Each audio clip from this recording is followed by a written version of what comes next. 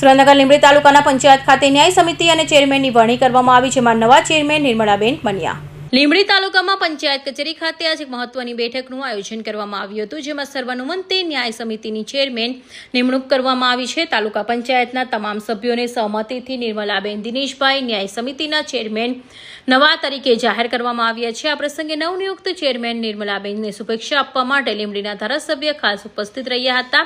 આ ઉપરાંત તાલુકા પંચાયતના પ્રમુખ જનકસિંહ ઝાલા, પૂર્વ પ્રમુખ હરપાલસિંહ જાણા તેમજ ભારતીય જનતા પાર્ટીના ભાજપના વિવિધ ગામોના સરપંચોએ હાજરી આપી નિર્મલાબેને મોં મીઠું કરાવી અભિનંદન પાઠવ્યા હતા.